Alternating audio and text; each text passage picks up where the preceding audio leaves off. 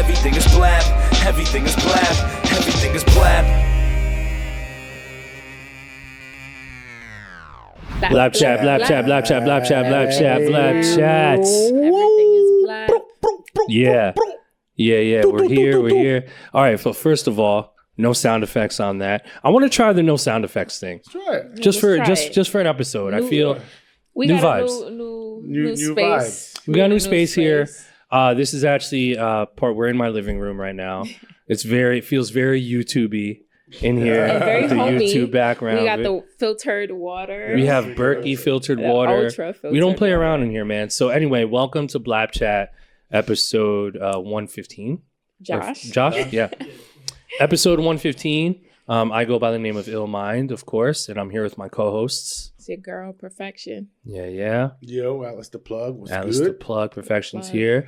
And we're here, man. BLAPCHAT episode 115. Again, this is our sort of new environment, right? We're trying this out. Trying it out. 2020, new things. Pulling up at the crib. Shout to Cast Sound Lab, of course. Yes, sir. Shout out to always Preach. providing the audio backdrop podcast, services. So if you would like services from them, just hit up Cast Sound Lab. You know what I mean? Exactly. So anyway, we're here at the crib.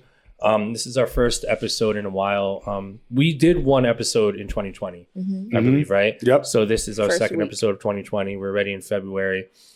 First of all, I want to shout out all our listeners, all of our subscribers, all of our new listeners as well. If you're on YouTube, watching us, hit that like button, leave a comment, let us know what you think, all that good stuff. So shout to all of our subscribers, our listeners, hit that repost button. We really appreciate it. And again, this is, we're producers, right? We make music. Yeah, Atlas too, I count him as making music because he literally does. And that's what we like to talk about. Yes, And sir. I think we have a lot to catch up on. Yeah. Oh my it's God. been a First lot of all, going on. So much. Oh my God, so much has happened. So much. First, I just want to start everything off by just saying rest in peace. Kobe Bryant, Yeah. Yes. Mamba out. I Such know a it's such a tragedy. I know it's been a couple sad. weeks now, but we're still feeling it. Yeah. It still feels very surreal, very sad. There's really no words really to describe It's this shocking. More shocking. Than Couldn't even anything. believe it. tragedy anymore. But let's just do like a moment of silence for 8 seconds, 24 yeah seconds. for Kobe, for the whole family, and for everyone who lost their lives that day.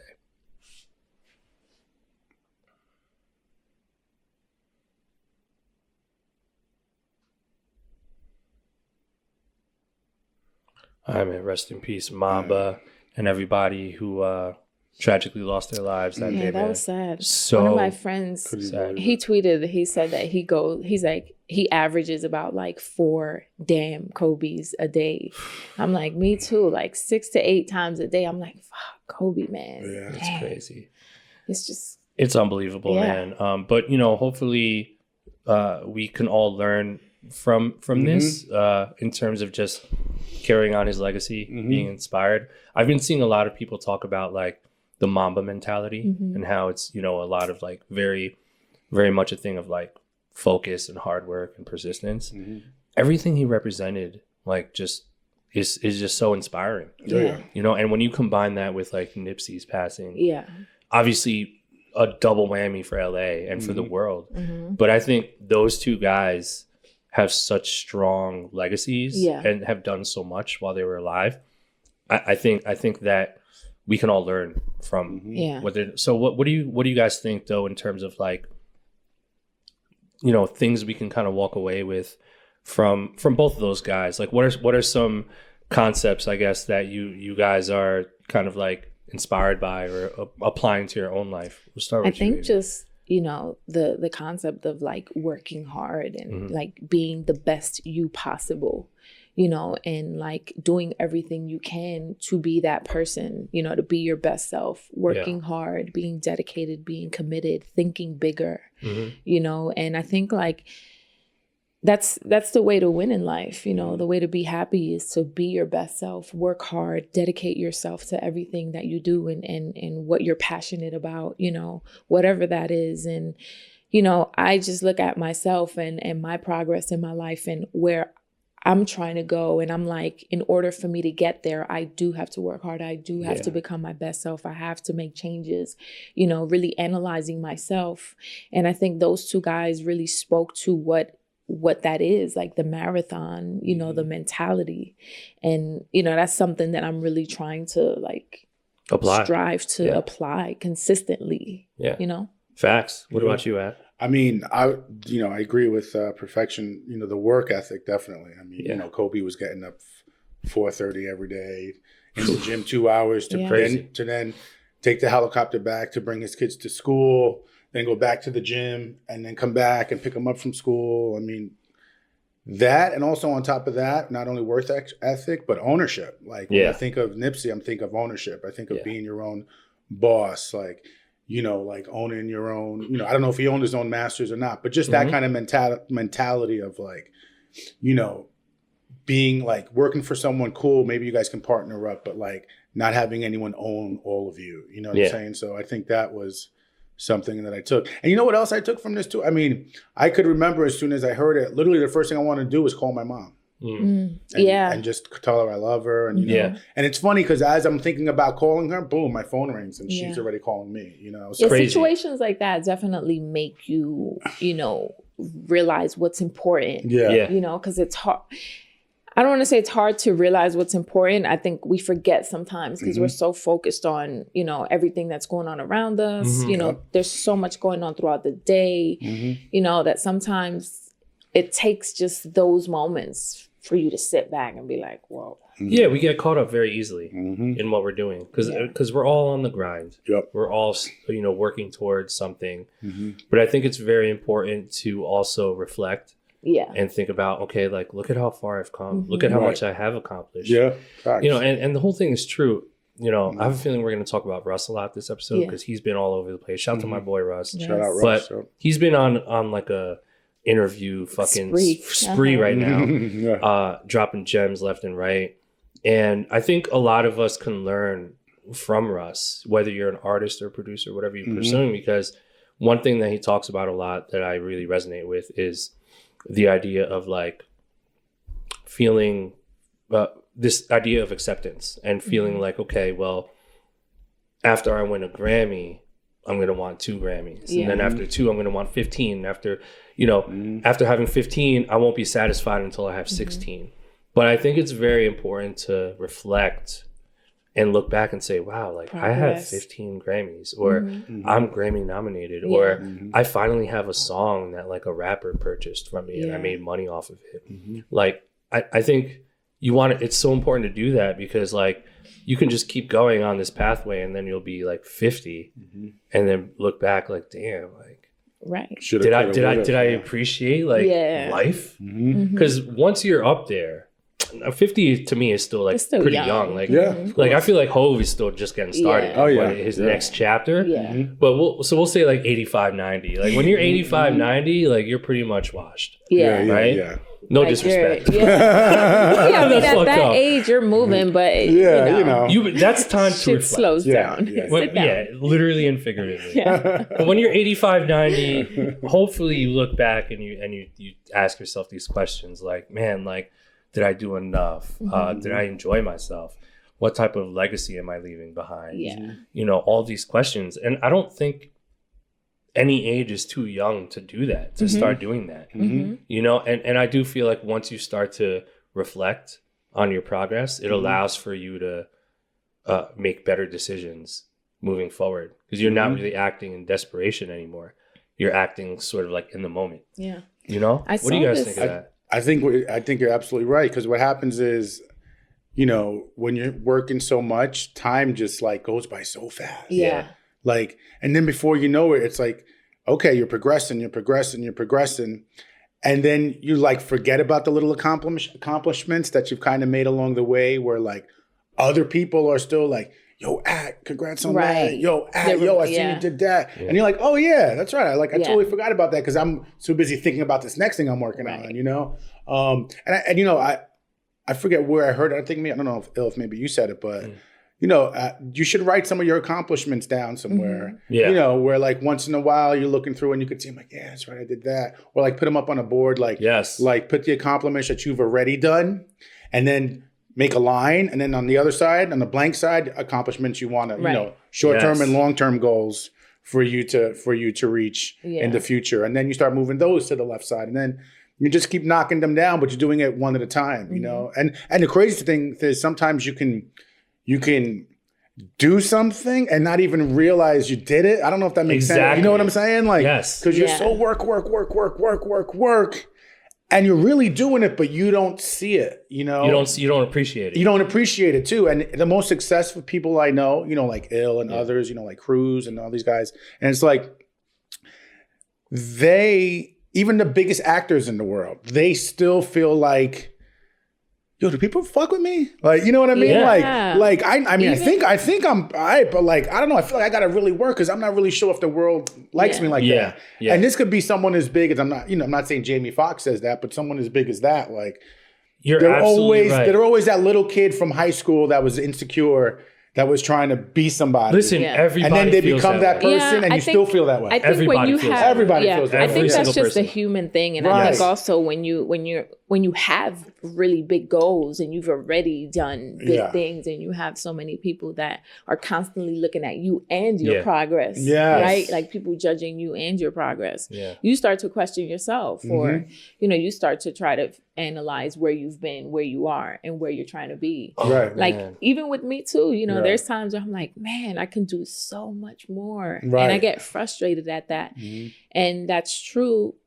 And I know where I'm trying to go. So that takes work and that mentality. But then sometimes when I am reminded of things that I've done, I'm like, oh shit. Yeah. Like I'm the shit. Yeah. Yeah. Like, I did that 4 years ago. Oh, damn. You know, it's crazy that we're talking about this. I actually realized this. And I was thinking about this same thing when I was in the Philippines. So I was in the Philippines. We talked about this the last episode, I think. But I was in the Philippines earlier in January for a week. And there was like a lot of signs that I received in the Philippines. I think we talked about it on the last episode. But one of the things I realized, I forget who I was talking to about this, but one of the things I realized about myself was that I don't do that often enough, where I don't appreciate what I have done. Because like, in all reality, like when I do look at my own accomplishments, like it's a lot of really amazing stuff. Yeah. Oh yeah. And I think part of me also that I realize is that I feel like if I put those things on a pedestal, it sort of makes me look like kind of like a cocky, like, you know what I mean? Like, why are you announcing boasting your thing? And then I thought about it and I'm like, no, fuck you. That's what you've done. Like nobody out there should make me feel smaller than I am. Or make you feel like bad about your accomplishment. Bad about my accomplishment. Like you didn't do it. This is my reality. People out there want to dim my light, but I'm going to just shine bright on them, on them. You know what I mean? That's the best. Yeah. So like, I'm starting to actually like in 2020, like I guess that's kind of one of my resolutions, but I'm starting to really like accept these things and like be proud of them, and not in a way where I'm shoving it in people's faces, but in a way where it's like, I'm proud of these things. I'm mindful of my accomplishments, but I'm also very much wanting to accomplish more because like, it's always good to strive for more. But you said something really cool a couple of minutes ago, Ad, about like when you accomplish something, write it down. Or like remind yourself about it. I think that's super crucial. Yeah. I remember the first time I appeared in like a magazine. So it was it was an interview with Mass Appeal. Okay. Magazine. It was like 2004. Wow. And they interviewed me, and I was super proud of it. Mass Appeal like came to the crib and they took photos and stuff. Actually, it was 2005 or 6. And they took photos. They were talking about like when I was like starting to work with G Unit and all that shit. And I was literally in the magazine. And I remember I cut I bought the magazine, like 10 copies. I cut the page out and I had my boy frame it. And I still have it. Remember I hung up an RMG? Yeah, and he made like a plaque. Yeah. And like, yo, when I did that, like that shit felt so good because it reminded me that like I'm the shit. Like, Yeah. yo, like I'm capable of this. Yes. And I think that's important, man. Like, 100%. I think you want to go out of your way to do things to remind yourself of what you've done and be proud of those things.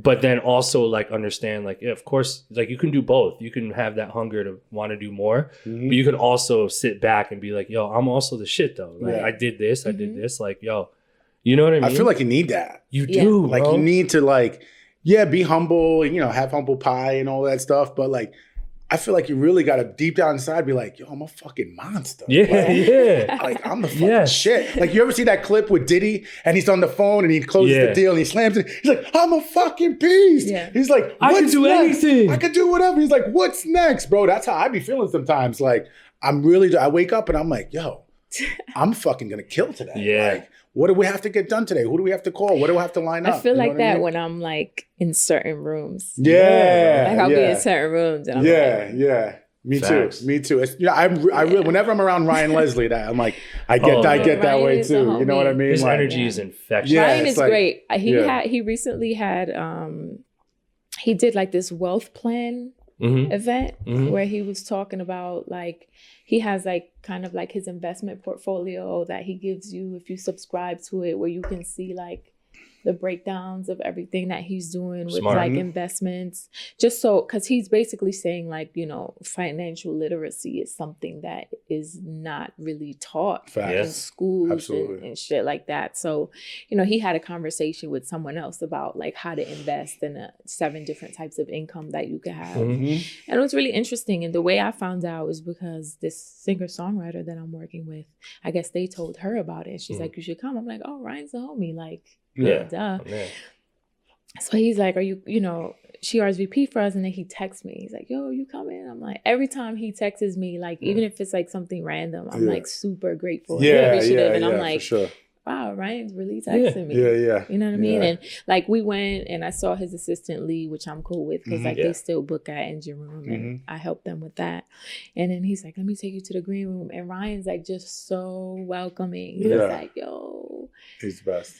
He's the best. Really good guy. He's the best. And that leaves like a long-term impact on people he meets. 100%. You know? And just even like the information that he gives you, you know that it's 1, valuable, and 2, like he's just giving it to you because he knows that that's what's needed. In, like it's authentic. You know what I mean? Like because he's very authentic. He's not here fucking around talking about shit he doesn't know. Right. Exactly.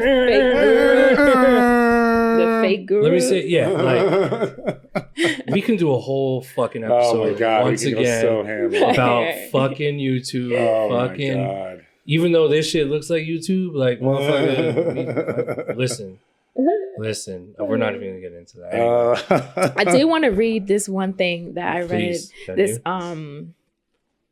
This quote from that Kobe said. I just wanted to read it when we were on him.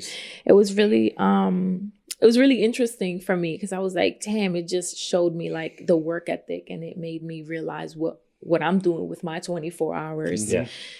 So he says, starting early helped me balance basketball and life. When my kids woke up in the morning, I was there, and they wouldn't even know I had just finished at the gym. At night, I'd be able to put them to bed, then go to work out again during my own time, not theirs. I wasn't willing to sacrifice my game, but I also wasn't willing to sacrifice my family time. So I decided to sacrifice sleep, and that was that. There you go. I was like, that's damn, real shit. Wake up fucking 4 or 5 in the morning, hit the gym, do your shit, come back home. Your kids don't even. That's real.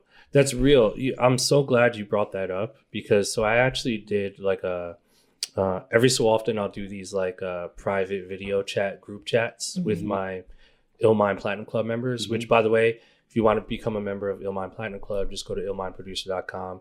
It's my private monthly club. It's amazing. Producers, artists, all that stuff. So I did a group chat, video chat earlier today, and it was a little Q&A. And one of the topics of conversation was, time and like finding time to do things and making time to do shit. And the thing I realized, and we probably have talked about this before, but the thing I realized about success and successful people is there's like something that you sacrifice. not everyone sacrifices the same thing, but you do have to sacrifice something, right? And I'm thinking about myself. And I actually thought about this morning. It kind of made me a little sad, but it was like real shit. The thing that I sacrificed was creating real deep relationships with people. Which is some deep shit. What do you mean? Like, I never really, like, okay, so I started going super hard in 2004, 2003. It was like, fuck school, fuck work. I'm gonna live in the basement. I'm broke as shit. Literally 24 hours of my day, 20 hours of my day is dedicated to just making music. Make music. And literally, I've been doing that all the way up until now, right? And so in the process, especially early on, like I had a place to sleep, right? I had food on the table. Like I was just like, I mean, but on paper, like I'm pretty much a loser. Like I'm not in school. I have no job. My parents are telling me to go do something with my life. And meanwhile, I'm in the basement banging on a keyboard. All my friends have jobs. They all have going to school, you know, personal lives. They're all in relationships. I was never really in a relationship. So literally I like music was my thing 100%, tunnel vision. And so because of that, I sacrificed everything else, which was having like real like friends, like real relationships with real people. Interacting with people outside of music was like non-existent. You know, like every person I interacted with ever was just a music thing, whether they wanted something from me or I wanted something from them. It was never like we're spending time together just to spend time together. You know what I mean? So like I'm just now like developing that, because like I don't really have like, obviously you guys are my friends, but like except for Preach and Josh, like I don't have many relationships with people outside of my mom and my brother who just want to spend time with me, who don't do music and just want to go grab a cup of coffee, and just to have a coffee and just to have a conversation. I've never experienced that. I did like in high school. Right. I can see that. I can totally see that. In all the years that I've known you, I hang out with friends? No. Hey, what are you doing? I can honestly say, I'm at a coffee shop with a friend. In all the years I've known Ill, he's either in the studio. If he's not in the studio, you're with, you know, wifey. You know what I'm saying? That's it. Or he's home in the studio. You're seeing, you know, you're visiting your mom or your brother. But like never were you like, yeah, I got a couple homies coming over, or like, you know, I'm going to my homie's crib and we're gonna watch the football game, or like, you know, or upstate. That's another one. You go to wherever you go upstate. Upstate. You know, so wow, that's interesting. I can see that. Yeah, I can definitely. So I'm now as a full grown adult. Right. As a full grown adult. You know, I'm just starting to now like that's good experience that phase. Yeah, you know, it's interesting for me. I feel like a lot of my life is just music and has been for a really long time. So for me now, I'm trying to find time to spend time with people that aren't in music, like to do regular go to the coffee shop, take a walk in the park, eat some Mexican food in the someone hood. Who isn't your significant other. Or just even like you know, I spend a lot of time with my cousin. Like she lives uptown, you know, like she loves music, but she's not in music. You know, it's a regular life. Yeah, there's no politics compared to like the shit we do. Interesting. Nowadays, because this industry can be so shitty and fake sometimes, you know, as great as it also is, I try to get away from it and just do normal things. Right. Yeah. Right. Yeah. You know what I mean? Like, let's just sit in your living room and just watch TV Netflix and have some wine and just like bullshit. Yeah. Because like, think about that. Crazy. Think about crazy. Leisure time with friends. Right. Non-music related. Right. I can almost guarantee you that a lot of successful people in the music industry try to balance both, but have issues with it. Because you can't be successful in music and dedicate 40 hours a week on leisure time. No, with no other way. people. You don't have the time. If you even do 40 leisure, hours, that's is a lot. that's a lot of leisure. That's a full-time That's a job of full-time hanging out job. with the homies. No. All right, maybe 15 hours. 15, Yeah. 10 to 15. But even then, like, so yeah, so 6 to it's 10. Like, 6 to 10. 8. Eight is pushing it. But when you think about it, it's like when all of us, like you guys watching and listening too, like think about everyone. I want everyone to sort of think about their own schedules and think about like what you did last week or last month, and calculate exactly what you're spending your time on. That's a fact. Unbelievable. Because it's like you have to give something up. I'm gonna do that at the Like end of people with leisure time who are successful in music. You know what they gave up? Sleep. Yeah. Or they gave up a relationship, or they gave up something. Right. There's something that you have to give up. And I think for a lot of people, it's sleep. For a lot of people, it is. And like, I don't mind that. Yeah, some people are built for it. Yeah, I mean, it depends how much. It Depends how much sleep. It depends how much sleep you're giving up, and also depends on what those bags is looking like. True. Yeah. And what you're working on. Yeah. True. You know what I mean? Yeah. Like, You know what's interesting? I think for me, now that we're talking about this, you really got my wheels turning in my head. I love turning your wheels, bro. Thanks, bro. Thanks, bro. It's pretty hot. Pause. Yo, but listen, so I think... By the way, real quick, from now on, pause is a sexual reference. Okay? Jesus. It's pure sexual reference. All right, I continue now. Go. Okay. But for me, what's interesting, I feel like I was the total kind of opposite. Like for me, in the beginning, I was all about like hanging out with the friends and hanging out and like doing all that. I had no music relationships in the beginning. I mean, I knew nobody in the music industry when I first started. You were a human. Yeah, you know what I'm saying? Exactly. I was just like a normal person, right? And then it went from like, starting my R&B group, and then I started like cutting off some friends who would like make fun of me for going to rehearsal, like, oh, go ahead, you're gonna go sing in your little menudo, or little menudo, whatever, right? Go do your little quinceañera, huh?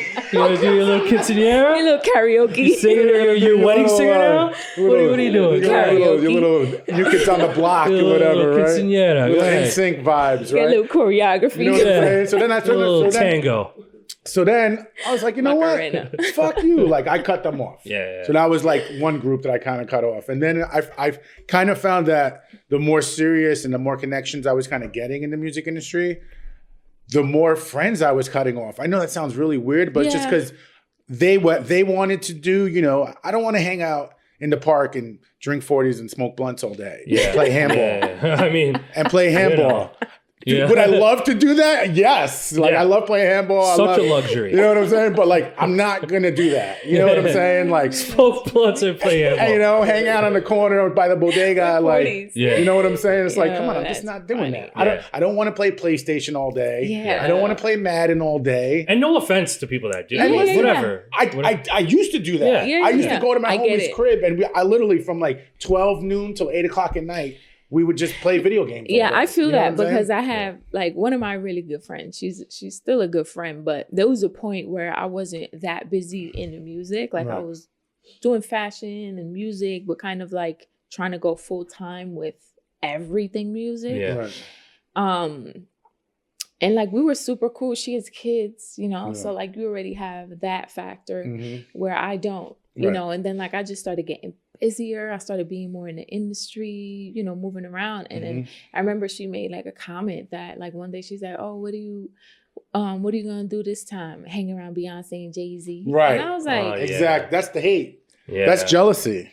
I was like, that's the jealousy. Okay. Yeah. And I was like, first, like, as a friend, like I get it. Like maybe it's kind of weird that I'm like doing all this kind of cool stuff that you don't have access to. Right. But it's not like me throwing digs at you. It's like me telling you as a friend what's going on in my life, what I'm doing. Like, but I guess like sometimes those changes are not easy for people that can't be a part of it. But then also I was kind of like, yeah, and what if I do hang out with Jay-Z and Beyonce? Saying. Like, shit, you could come. Maybe you could be my plus one. Right, but if you would have bigged me up, I might have brought you with me. And then I'm like, and then I was just like, I can't like come to your crib every day and just like smoke weed. And not then do like, anything. like no shade, but like Yeah. No, I'm it's just trying not your to, thing. you know, so I had to kind of like back away from that, but also I just ended up getting busier to the point where a lot of it was music, and I would hang out with people in music. But I would say though that I've made a lot of like great friends in the industry, like a lot of genuine people, and they also are people that I'm developing like organic, real friendships with, aside from just like music. You know, because I think we're all starting to see that, like how superficial things can be, how egotistical people can be, and like you kind of eventually want to go back to like what's organic, of course, and real. So I feel like I had those conversations with friends too, you know? Yeah, it's true. I mean, those organic relationships are everything. Oh my God. You know, that's another topic of conversation earlier during the video chat that I did was the importance of like just meeting your peers, like meeting people that don't necessarily feel like they have leverage over you, right? But just meeting a mutual person, someone who is on your level, and if there's a way you can help that person and a way that that person can help you, and it's mutually beneficial, I feel like that type of relationship is okay. Yeah. I just love the organic shit. Like even like Matt, Money Making Matt. Shout out to he Matt. is the homie. Shout out to Matt. Shout out like, to Matt. Even aside from music, we just be clowning. Clowning about memes and just funny shit where I feel like we can talk about anything and it's not transactional. Right. You know what I mean? Right. And like I think those relationships eventually help everything else, because it's like we're homies now, and like you're gonna look out for me just like I'll look out for you, versus me feeling like I'm forcing a favor or you feeling like I'm, you know, pressing you for something. True. You know, it's just like one hand washes the other, and I feel like when it's organic and you know the person has good intentions, it's easier to kind of we're all human beings. do other things. And we're not, and like the cool thing about that is like we're not you're not asking for anything, like you're joking, like, we're literally he's just like, talking about life, and that's it. And we're literally moving, you know like you joke about life, or you talk and, about politics, but it's like not real like, shit, and it's not always like, hey, listen to this beat, or right, hey, exactly, like, what do you think about this, or where it gets to be like, you only hit me up when you need shit. It's like, no, we're really like developing a friendship. We're like, I don't need nothing, just read this crazy shit right here. Like, I just put a post up about that same exact thing. You know, it's like, I think what producers and artists and just people in general who want to like get something in the music industry, you're way better off, like Perfection was saying, like just developing just like a friendship, like off the music tip, like not even talking about music, like she said, talking about memes, talking about life, like just getting to know the person, and then not ask for anything. See, I think what happens is with a lot of these kids is, and even adults too, is like they meet you and they want to ask for something right away. Yeah. It's like right away they want to ask for something. It's like, yo, cool, listen, yo, you think you send us to Illmind? Yeah. I'm like, really? Like the only reason you were fucking with me because you want to get to Illmind. That's like, real. For real. It happens all the time. I'm sure it happens to you too. Yeah. Like someone will be talking to me. Yeah, you ain't talking to me. I'm like, yo, what up, kid? Yo, everything's good. So, you know, yo, listen, so can I get Illmind's number? It's like, what? So like, I got a story for you guys. Crazy. That I'm going to tell you off air. Okay. Okay. Actually, about that. We'll Remind me. Remind me. That's crazy. No, you're absolutely right at. And here's the funny thing about all this. I feel like most people are yearning for someone real. Yeah. Like I just exposed myself in this episode that like I don't have real friends. Now Ill's gonna get hit up like, yo, you wanna go bowling? Here's the thing. Yo, what are you doing tomorrow? You wanna go catch a movie? I'm super vulnerable right now. Like if you wanna be my friend. Yo, you think I'm about to get crazy. Apply now. If you really want to like have a coffee with me, info at BLAPCHAT.com. as long as you don't ask me to critique your beats, and you're just a really genuine person, and like you want to take me out to bowling, I might appreciate that that moment. Yo, like I'm trying to create those kind of memories. You know what I mean? You know what I'm saying? Those lifetime memories. Though. So like someone like me appreciates that, but like I'll put it this way: I can guarantee you that there's a lot of successful people out there that probably feel the same way. Yeah. Where they're 100%. yearning for just a real person 100%. to just like happen. Please, yeah. Because it's always something. It's always I want something from 100%. you. Or this is because I'm doing this because of this specific reason. Yep. But there doesn't always have to be a reason. That's you know. I feel like the more I get into, you know, the more deep I get into the entertainment and music world, the more I want to be around real organic shit.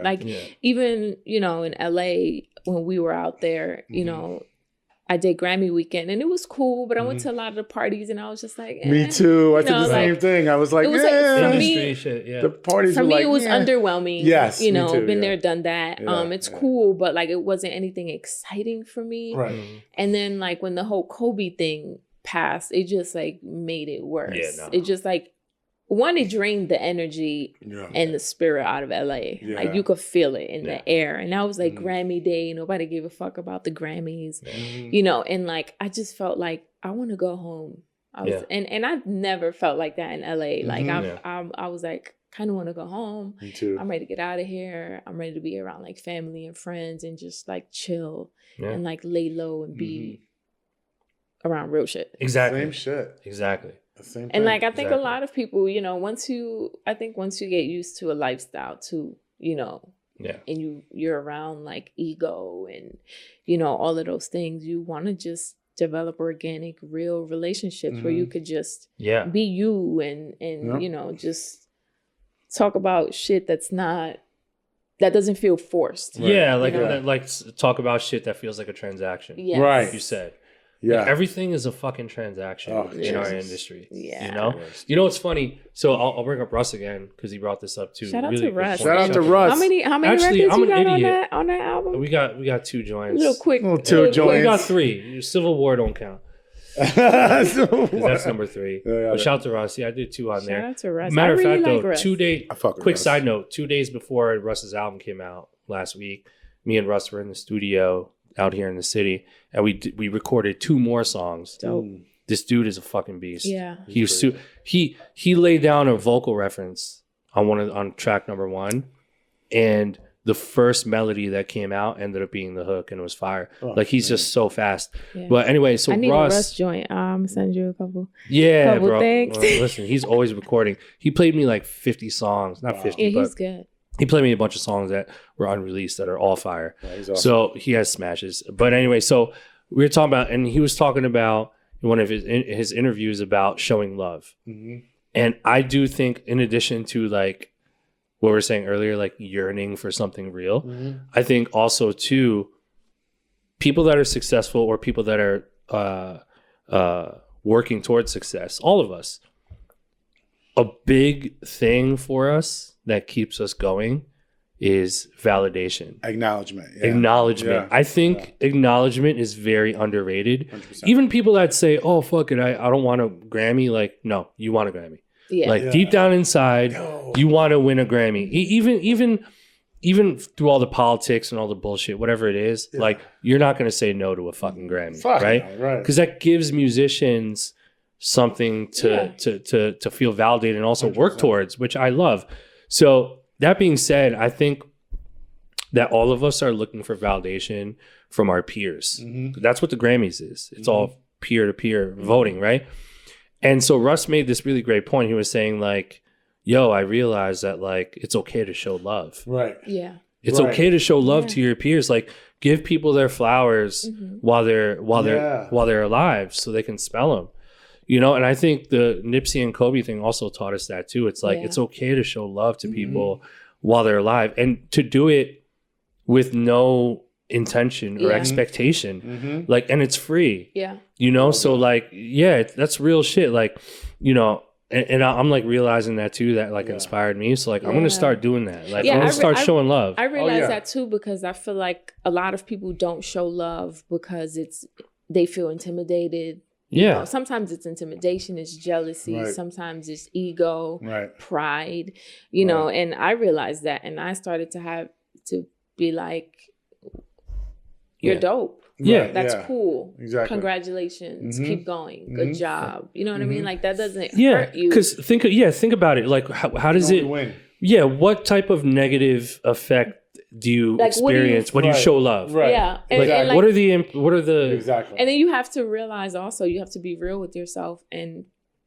realize what negative emotions do you feel when you think about showing love. Right. Like if you see someone that did something dope and you don't want to congratulate them because you feel away. Right. Why? What is that That's feeling? like it's more do you self. Feel, do you feel more insecure? self. Are you Yeah, insecure exactly. because you didn't get that Yeah. opportunity? Right. Like you got to look at that, and then that'll be able to help you shift your perspective, figure out where you're at in life, and then also be able to open your mind up to say, it's okay. Yeah. Congrats. Right. That's dope. Because that's only going to, again, help you build better relationships. And it's also going to put people on your side. Yeah. So when you do something dope, you have people pushing you and bringing great energy towards you versus negative shit. Like And also it just feels good. It feels good. Yeah. It feels good. Yeah. Another thing Russ mentioned in addition to that was the fact that, let's just say producers, for instance, because this is like a producer-driven podcast, but we got to have Russ on here by the Yes. way one day. I fucked Russ. up because he was in town the week we were supposed to do it when I got sick, and I easily could have just called him and be like, he "You want to gotta do the come on podcast?" board I didn't That do would be that. fire. But he mentioned process. wanting to. He actually mentioned wanting to pull up to a BLAP session at some point. Fire. But I should have asked him, but I didn't. But anyway, so he had mentioned this thing about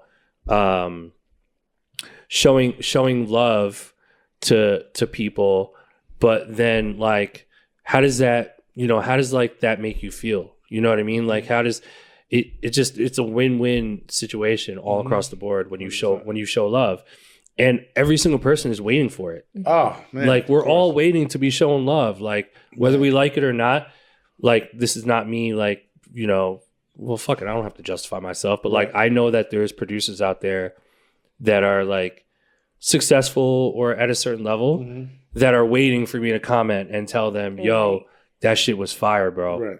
Or yo, you're fire. Yeah. You know, like, and I'm gonna admit too, like, I'll do shit and I'm waiting for like Timbo to Timbaland to like hit me, which he already did, and that shit felt great. Yeah. He called me. This was like 3 years ago, and he was like, "Yo, Illmind." I remember that.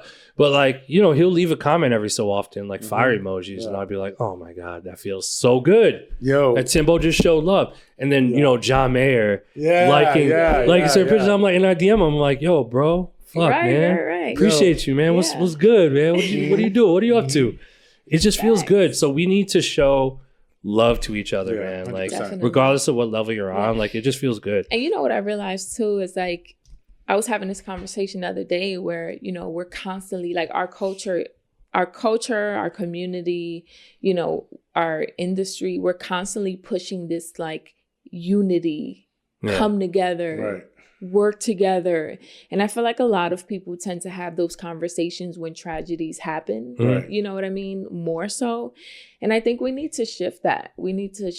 Because you can't constantly scream, let's stick together when things are bad. And then when everything gets back to normal, it's like we're back to ego and pride and like not giving a shit and not showing love. Like we're kind of being hypocritical and also just talking out of our asses. You know, I think there are people that definitely stick to that. But from like a larger picture, you know, I see that it's still, I don't know, there's still like a lot of disconnection between people and things. But then again, you got to realize that there's so many people in the world. You can't control everybody and everybody's not going to be on the same page. But, you know, I think that goes back to just showing love and, you know, working together and trying to find ways to work together. It's just about like dropping that ego. Exactly. When I was in LA, you know, we were all in LA at the same time, right? For Grammy week, I went to a couple of Grammy parties and they were lame. Right. You know, I'm not going to do it. They were fucking lame. Yeah. Like, I was there for like an hour, half hour, and I was just like, I'm so ready to leave. Yeah. But like, I wasn't feeling the love. I wasn't really feeling right. So I end up, the day I come back, me and Cruz, shout out to Cruz, by the way. Shout out to Cruz. We did the Respect the Engineer talent search, which went amazing. Shout out to all the engineers that pulled up. Amazing.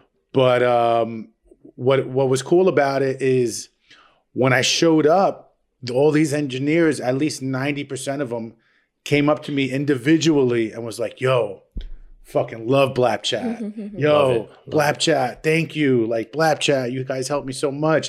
And I'm like, man, I was just in LA Grammy week, this whole like supposed to be, and I wasn't really feeling that vibe out there. You know what I'm saying? And I come back to New York and just getting all this love and all this acknowledgement, you know, from these producers and these engineers.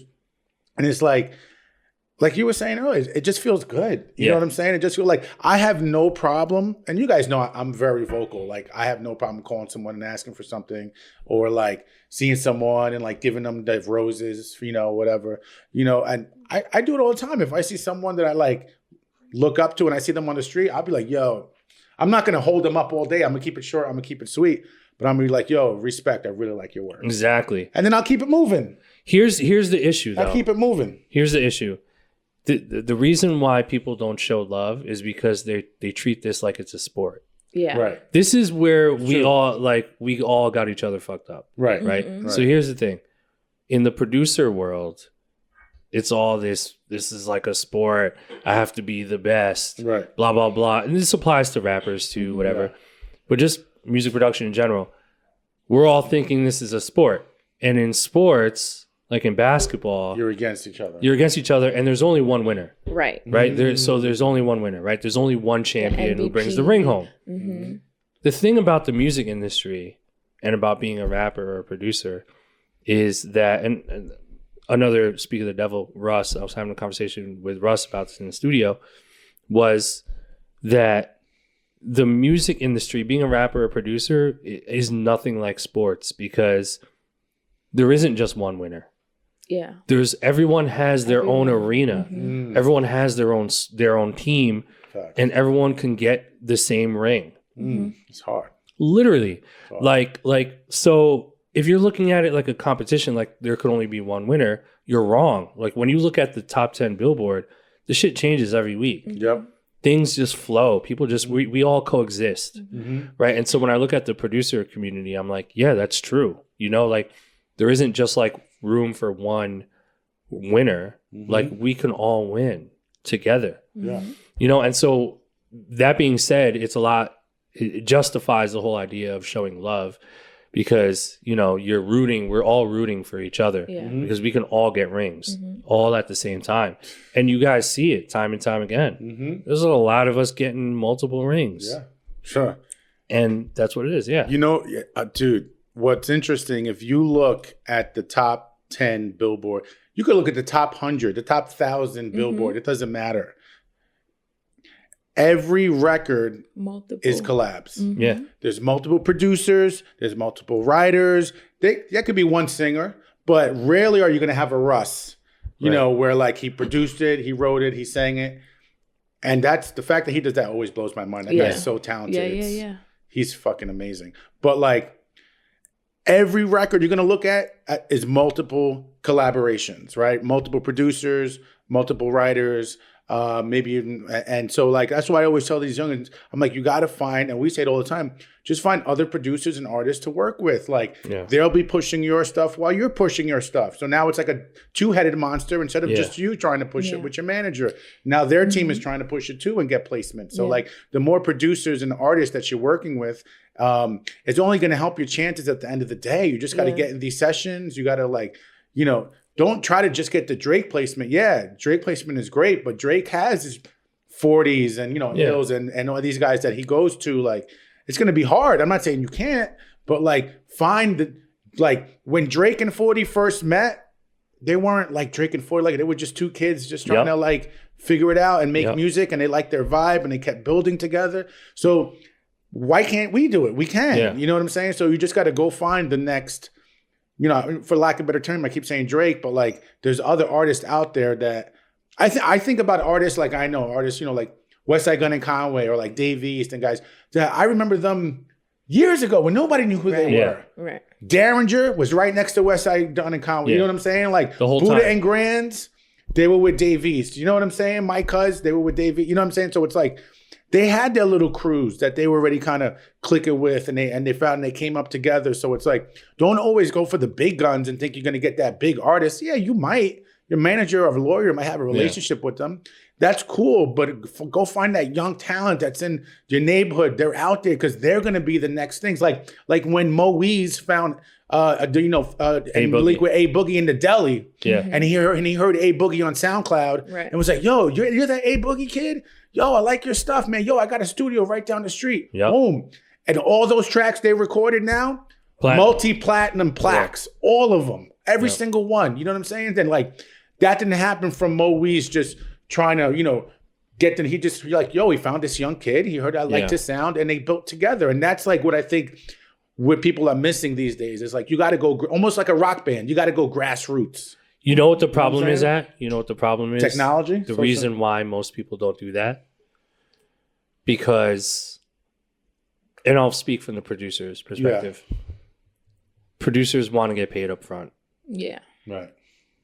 You're already decreasing your chances by 90%. Right. The second thing is that producers don't know how to logistically do that. Yeah. Right. Or they're not thinking about taking that first step. A lot of producers don't be outside. Where do you find artists, right? Dude, Instagram, SoundCloud, open mics, whatever it is. Whatever. Like you have to go out there. You have to. know? And to add to that, get the split sheets. Like, know your business. Like, if you're going to do a song with someone, at the end of the session, just get the split sheet. Yo, you wrote it, I wrote it, da-da-da-da. You get your copy, I get mine. I take a picture on my phone with it, so I have it. You know what I'm saying? It's like, they don't really teach these kids that. But, like, if you start learning and you start knowing it, then make sure you get your ASCAP. Your PRO is legit. You know what I'm saying? You register the song. You're going to be covered. You know what I'm saying? Like, I had a kid hit me the other day. He's like, I'm not gonna say who, big artist, big, whatever. They hit him up. He sent them a batch. They liked the batch. They said, send me the stems to this one. He sent the stems over right away. Right now, he's like, it's been a while. I haven't heard anything. I'm like, first off, you sent the stems. Yeah. Your leverage is done. Yeah. You done sent the stems over. They got your shit. Like, like they can, but like once you send the stems over, I feel if you're a producer, your leverage is just went. Yeah. Because if you have this, but then also I understand the side of, well, if he sent them, I didn't want to miss the opportunity because they might have been in the studio with Kehlani or somebody. You know what I'm saying? So I get it. You know what I'm saying? But you want to know what I would say to that? What would you say? Yeah. I feel like it depends on the relationship you have with the person. It does. He had no relationship. You guys are not. Some of you guys are not going to like my answer. Mm-hmm. Always send the stems. Yeah. Okay. Prioritize the song versus to exist. Okay. Yeah, and the song has to exist first because you can always sue them later. Yeah. Okay. That's what you can always come for them later. The song has to happen. That's what happened with me. I'm working with this artist. I posted the song. He's fire. Yeah. And he pretty much like we became cool relationships. Got his number. Talk occasionally here and there, and he's like, send me beats.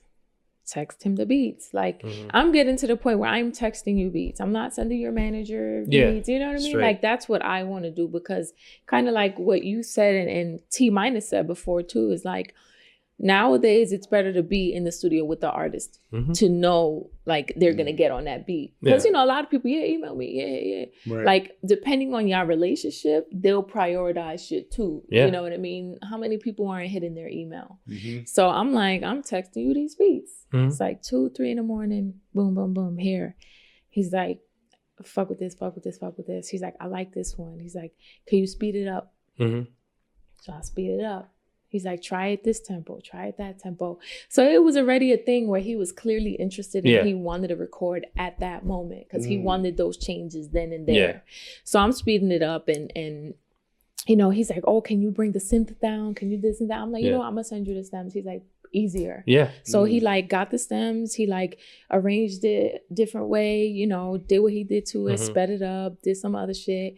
And then he got his boy to record on it too. And then I'm like, send me the bounce when you're done. Yeah, 4 hours later, they recorded at 5 in the morning. He got a song. And they're like, we might put it out on our collab tape. I'm like, there's a placement. Perfect. There you go. If I would have been like, nah, or he would have recorded to the 2-track, and it probably wouldn't have been the same vibe if it was when he was able to manipulate it, you know, to what he wanted. And I thought of that too, and I'm like, I have the files. Yeah. I could sue you later if I wanted to. Because you have it in your computer. You can prove you can prove in court that you made it. So send the stems. Yeah. Because and that's the thing too. It's like people talk about, no, don't send this, copyright this and that. If you have the proof that you started that beat first, and you have the date and you have the files, from like your door, that's you. But in certain scenarios, you are correct, Atlas, in terms of if you send stems, you lose your leverage. Sure. Right. Like, I'll give you a quick scenario. Let's say I send a beat to like a major artist, and I am who I am, and now they want to release it on an album. We need paperwork before I send those stems. But it's understood. Like, I have an attorney. But I think in a smaller sort of scenario where if you're a producer and you want that song to happen, let the song happen. Prioritize the song, because you can always handle the business later. Because if you block the song from being created, there's no song. And then that can also turn them. And that can also turn them off from wanting to work with you again. Because it's like, oh, you're too complicated. Yeah, exactly. Exactly. So it's weird. I think it depends on who it is and like the situation. This is the difference. This is the reason why a lot of producers are struggling. It's because they're blocking their own blessings. You know, they're making decisions that are moving them backwards instead of forward. But the worst part about it is they don't know that they're moving backwards. Like, when you meet an artist, and let's say you really like their music, like you really believe in this artist. If they want beats from you or a beat from you, and you really fuck with them, and you decide to charge them money up front, you're literally moving backwards. You're delaying the process of the two of you guys printing a lottery ticket together. Right. Exactly. Because you're just like, well, I don't really believe in you that much because I want money right now, so I'm covered. But how does it make them feel? It makes them feel like, oh, well, you don't really fuck with me. Yeah, exactly. So fuck you too. Exactly. Here's your $200. Oh, it's so like, damn, like, we can't be boys. Yo, man. I always tell people we can't go to the park. Yeah, we can't go. We can't have a coffee together. It's like anymore. It's kind of like I was really looking forward to walking my dog with you. It's kind of like when you go into a store. You've ever been into a store where they like are more clientele based, not just like grab and go, and they're trying to sell you something, and you know they're clearly trying to sell you something that doesn't work for you, and they're trying to sell it just because they're trying to make the sale. It's kind of like that. It's like, you're pushing this on to me, like, pay me, like, and then we're done. And it's like the person kind of feels like, damn, well, like. So here's the ultimate strategy. I'm gonna drop a bomb. Here we go. Shout to my dude Ducko, who actually tweeted about this earlier. But I really want to shed a spotlight on this. You're an upcoming producer. You don't have major placements yet. You want to start working with artists. Do everything that we're talking about right now. So this is what you do. Here's a nice little strategy that you can try. Create a DistroKid or TuneCore, whatever it is, an account so that you can upload music on a DSP, right? Get that out the way. So you have the ability to upload music to a DSP. So what you do is, let's say you find a rapper that you really fuck with and you really believe in this person and you want to make music. So instead of charging that rapper up front for a beat, you say, hey, I'll produce for you. I'll record for you, meaning you'll engineer it. I'll mix the song for you. I'll master the shit. I'll do the artwork. And put it on your DSP. I'll be a real producer. I will produce you. Shout to Joe Budden, because he'd be saying that. I will literally produce you. You don't have to do shit else but pull up, show up, and rap. I'll do the whole thing A to Z. We're going to split our publishing and all the splits and the master recording 50-50, fair. Everyone gets their piece. And what we're going to do is we're going to release it under the... I'm going to release it on all the DSPs under my platform. 100%.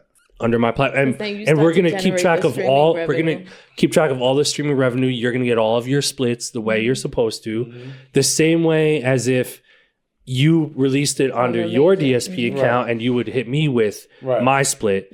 Everyone's going to get paid exactly how much they should be getting paid. I'm not getting anything extra for doing this. The only thing that I'm doing is I'm spending the time and sacrifice to coordinate everything A to Z. You don't have to worry about shit. No studio time, no charging for beats, the artwork. I'm taking care of everything. And if the artist is good and eventually they reach a certain level, you end up making more money. You guys are both going to make so much money together. So if you do that, and you do that every week, and you release a song every week, and you do that with 1 to 5 artists that you really fuck with, maybe a singer, maybe a rapper, maybe someone who does both, whatever, and you release them on your DSPs, and you're keeping track, and the accounting is on point, and you're all this catalog you're producing, dude, in 12 months you're gonna have at least 50 to 100 songs on all DSPs. If one of them goes viral, there it is. There's your ROI for everything else. You know what I mean? So like, that's exactly what I would do if I was a producer. Is I would set that up for myself, take the time to find artists that I can develop, and utilize my skills to curate the entire thing. Because that's what most artists don't want to do. They don't want to do any of that. They don't want to pay for studio time. They don't want to pay for beats. They don't want to upload to DSPs. And the great thing about it is, you know what they just did? They just developed an independent label.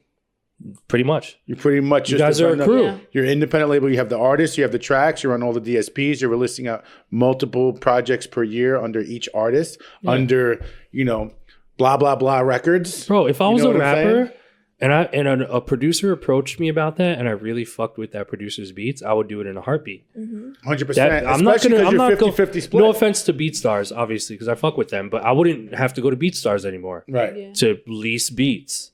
From strangers. Like, I don't have to deal with any of that shit. And then I have to do TuneCore and then many different you know what I mean? So as producers, we can all use that to our advantage and utilize that as like a way to provide a real service for an artist that we fuck with. And then if you gamble on the right ones, you can make way more than selling a beat for $250. Bro, oh my God. You know in time, you're going to be getting checks every month. You know what else you can do? Now you just got me kind of brainstorming. Even if you're not a producer, let's say you're an aspiring manager. Sure. You're an aspiring record executive. You go find the young producer, the young rappers.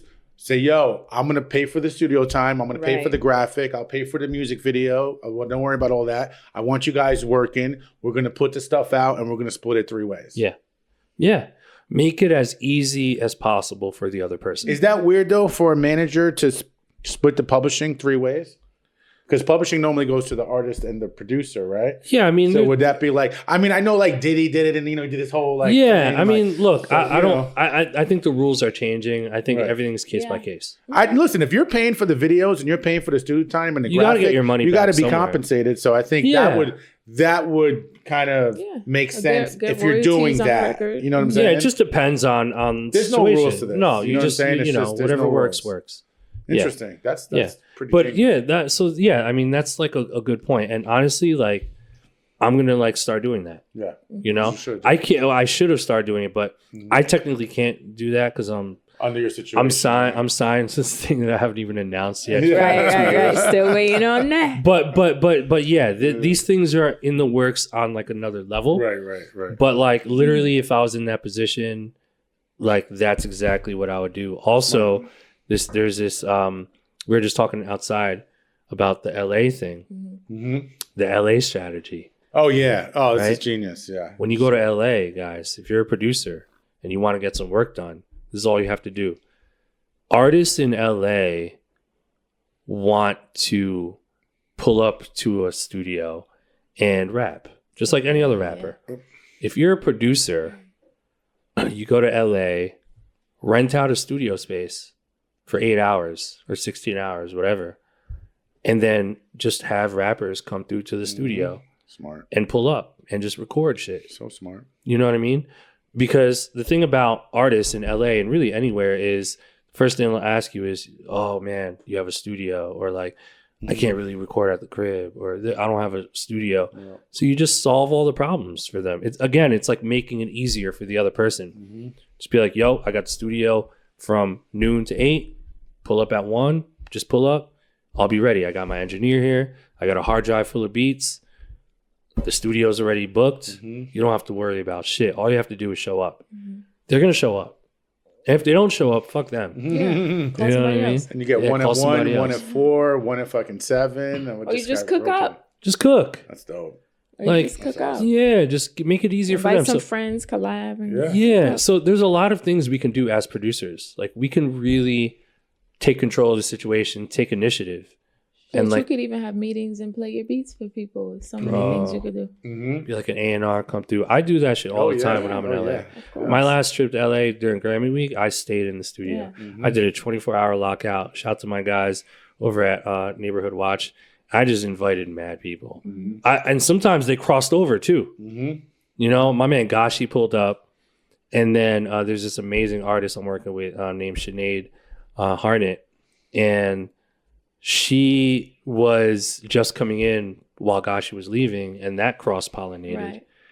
Gashi, meet Sinead. Right. Sinead, Gashi. Right. There it is. And then now all of a sudden there's this like crossover synergy. And it's all because like I was able to just bring everyone together in a room. Amazing. And that's where magic happens. So like you can be, obviously I'm on a certain level, whatever, but like you can be an upcoming producer and you can create that. Oh, yeah. You can create that. All you need to do is have a room. You could do that in Atlanta. Yeah. Shit. People in Atlanta, they will pull up. You just tell them where. People in Atlanta, they'll be That's all they want to do outside. is pull up. You need an RSVP for that. Yeah. Atlanta, they are always you got a studio? Oh, you got beats? Yeah. Shit, what you working? It's like okay. it's Scooter, the artist I'm working with from Atlanta. He be ready. Yeah. So like when we're in LA, he's like, "Where you at?" I'm like, "I'm about to hit the studio," and sometimes it's not my session. Yeah. So he's like, "Where at? What time could I?" Yeah. I'm like, bro, You got an engineer? Could I? Yeah, I'm ready to work. And, You're like, whoa. and he's like, "Can I put?" I'm like, "It's not my session." Like, Yeah. you know what I mean? Like, I'm like, I'm going to Illmind session. Yeah. You're not gonna be able to record there. Like, Yeah. but he be ready. He's always like, "Oh, That's studio? Who? What? Where? When?" I'm ready, and I'm like, He's in Atlanta? He said he's from Atlanta, Okay. so Yeah. like, you know, he records in the house. Like he'll record. Is he in Atlanta now? Yeah. Okay. He records like 5-6 songs a day. Like he records. Yeah. So That's he's dope. always ready. Yeah. So people That's in fire. Atlanta, they like. That's the thing, man. That's what I'm saying. And then we'll take a little break. Most artists, this is what they need. They need beats. in They the need studio. an engineer to record them. Yep. And they need a place. They need a place to record it. Yeah. Right. And then they need someone to mix it. And that's it. They need someone to, they just want to make songs. Right. As a producer or whoever, you can literally solve every single one of those problems for an artist. Literally. And which artist wouldn't want that because that's what they don't want to deal with anyway? No one They wants want to to just pull up like Scooter. He just wants to pull up. He's what? You And ready? rap. Let's go. I want to rap. Unless you're producing your own shit, Right. recording your own Unless shit. you're like a Russ or something. Right, Like but that, that's a different. He's a different animal. He's an alien. But right. most artists, they just need to pull up. They need also too. Shout out to my man Tony. He's like my right hand guy. Yeah. He's my co-writer. Right. So when I'm working with songwriters and we're working with pop artists and R&B artists, I got a co-writer there. Amazing. You got your this is paradise for you if you're an artist. Right. Come to the studio. You will leave with a song. Not only a song, but you'll leave with a smash. Smash. Because I got my co-writer here.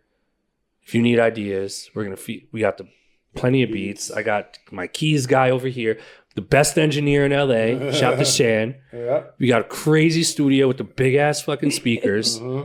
And we got this bitch for 16 hours. What are you doing? What are you doing? What the fuck are you doing? Go. 16. Pull the fuck up. Stop Facts. playing. Stop fucking around, bro. Let's go. What are we doing here? Because I'll make beats in this bitch. Hey. You trying to make song shit? I'll call shit. What are you trying to do, bro? Pull the fuck up. Facts. You know what I mean? All right. It's that time. You already know what time it is. We're that here. time. We're about to do our famous blap or crap segment, which I'm excited about. So here's what's about to go down, guys. So basically, we're going to go into our email. We're going to choose your submissions, beat submissions at random that you submitted to us, and we're going to listen to a snippet of your beat. And if we like the beat, we're going to give you a blap. And if we don't like your beat, we'll give you a crap. Probably shit on you a little more. Yeah. Whatever it is. Don't feel bad. But we'll try to give you some constructive criticism if we feel like it.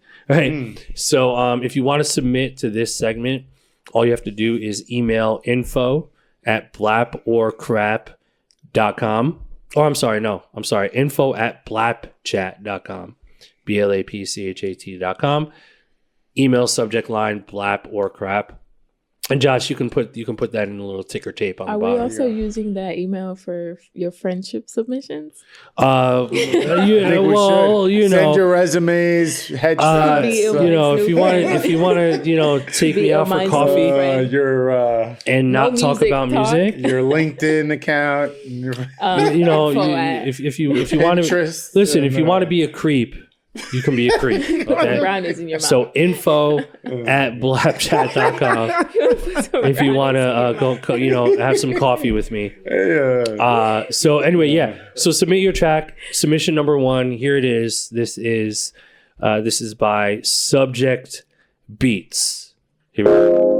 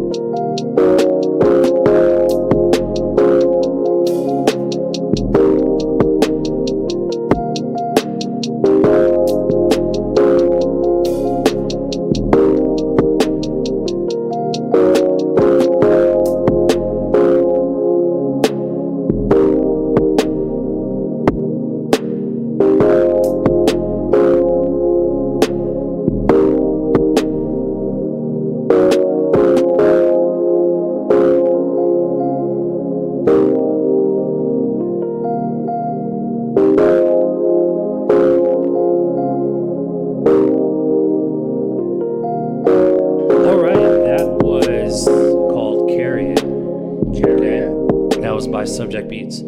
I'll let you guys start that one off. Oh man. Oh dude, that I honestly really thought it was a crap. Okay. Thought it was a crap. That's a crap. I put me to sleep. I was bored, man. I was like yeah. It's kind of boring. I mean the sample thing was cool, the keys were cool, but it just didn't knock. It wasn't like nothing stood out for me. You know what I'm saying? Like I don't know, maybe a little more repeat notes or something on the like a little more dynamic with the hi-hats, but it was just kind of boring. Yes, there it is. Where you been all my life? Yeah. Okay. But yeah, that's kind of where I'm at. That was a crap. I'm gonna crap it too. It was a little boring. I just think it just needs something to. It's like give it a little more. Yeah, like give me a story. Tell me a story. Yeah. So I'm gonna crap it. Yeah, I'm gonna crap that. It wasn't a terrible beat. I think it needs something. Like you said, it needs something. To me, it sounds like it's an idea that you can get started and have somebody write to that. Eventually, you need to like produce more after the fact. So I'm gonna crap it, but it wasn't a bad beat at all. Right. It wasn't terrible. Yeah.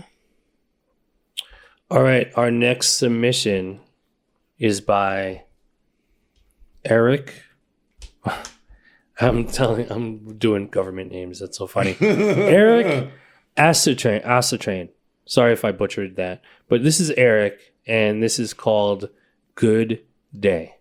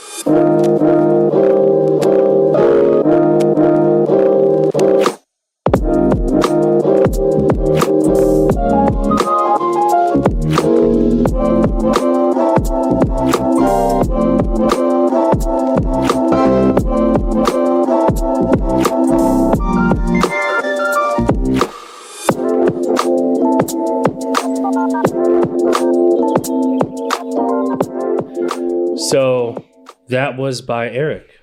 That was dope. I liked it. I'm gonna blap it. Yeah. I'm gonna blap that. Me too. I'm gonna blap that. That's a blap. There It's you a go. blap. Blap, I think blap, it's blap. unanimous blap. That Yeah. was That's fire. unanimous blap. Yeah. I can hear some top line for sure. Mhm. It's a fun track too. I like that he called it "Good Day" because Yeah. that's what it made me feel, like a good vibe, like a Yes. good uplifting, like positive song, like Yeah. good energy. Like it gave me like spring summer vibes. Right. Yeah. You know what I mean? Like breezy. You hear like the little samples of like the birds. Mhm. So it gives you like a good vibe, like good. Yeah. good. Give I me like like that. a dancing vibe. Like I hear it now. could be dancing Maybe too. kinda Like a dun-dun-dun-dun. Yeah. I liked the little switch ups he did. Like when he's like, he would pause him and zoom. Didn't he kind of Yeah. brought it back in and all that? I thought Yeah. I thought it was dope. Like I knew, literally when the big part, when it was like the main part with like the chorus, let's just say, I was Atlas is like, I knew 7 seconds in. Yeah. yeah. You did. No, Atlas with his 7 seconds. Yo, as soon as I was like, oh man, this is so good. And then like, you know, we always talk about the story. Like I knew this was the chorus. I knew this was the pre-chorus. Yeah. I knew when the chorus came in and I was waiting for it, and it was like no surprise. It was beautiful. That was Yeah. awesome. Wow, he Yeah. called it beautiful. He said your beat was beautiful, bro. Beautiful. He God said bless you. beautiful. You know, you should like sample that, That was beautiful. and like, Oh yeah. baby, yeah. Dun, dun, dun, dun, Atlas said something was beautiful. That is, Listen, you have to is this 2020 or what? be proud of that.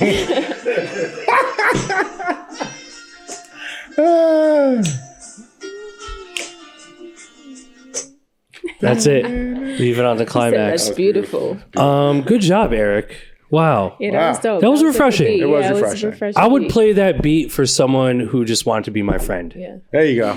While If you you wanna- guys grabbing know what? coffee. you hear Yeah, that, we're gonna like- go get some coffee to that beat. Yeah. And I could hear that like as a song that's also playing in places too. Like Yeah. I can hear that like as a track that's like playing at Urban Outfitters while Totally. you're Yeah. shopping. Like Totally. good vibes, you're singing to it while you're shopping. It's definitely gonna make Love me it. want to spend some money. Yeah. Yeah. You know That's what a I'm spend saying? some money beat. You know? Yeah. Yeah. They definitely need to play that, you know, when they buy you coffee Yeah. you know, they're buying you like a That's playing in the You know. background. Put the brownie. you know. Yeah, you put the brownie in your mouth. Brownie in You your know what I'm mouth. saying? Oh my god! The brownie in your mouth. Yo! Shove that brownie in your fucking throat. Pause. How bad do they want to be your friend? That's yeah. you know? Yeah, no, we Listen. there's creeps out here. You know what? Listen.